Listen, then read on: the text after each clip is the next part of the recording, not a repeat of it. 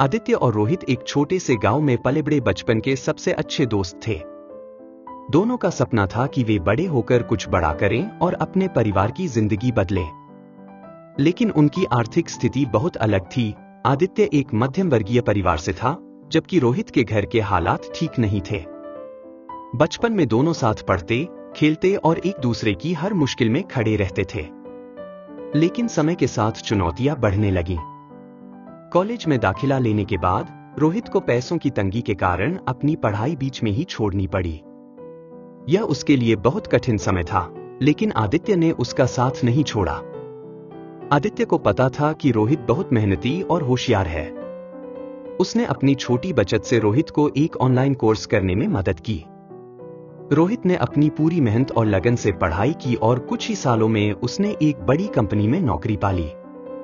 यह उसकी पहली सफलता थी, लेकिन उसने आदित्य को कभी नहीं भुलाया।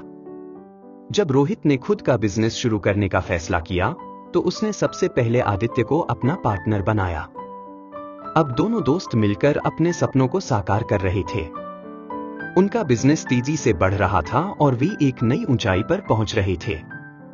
लेकिन उन्होंने अपनी सफलता को सिर्फ अपने लिए सीमित नहीं रखा।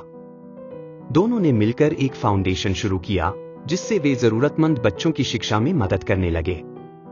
वे उन बच्चों को सपोर्ट करने लगे जो आर्थिक तंगी के कारण पढ़ाई नहीं कर पाते थे। उनकी यह पहल सैकड़ों बच्चों की जिंदगी बदलने लगी। आज आदित्य और रोहित न सिर्फ सफल बिजनेसमैन हैं, बल्कि समाज के लिए भी प्रेरणा बन चुके हैं। उनकी दोस्ती ने साबित कर दिया कि सच्ची दोस्ती सिर्फ साथ रहने में नहीं, बल्कि एक दूसरे को ऊपर उठाने में होती है। अगर इरादे मजबूत हों और साथ देने वाला दोस्त हो, तो कोई भी सपना हकीकत बन सकता है। सीख: सच्ची दोस्ती की ताकत से हर मुश्किल को पार किया जा सकता है। बस जरूरत होती है विश्वास और मेहनत की।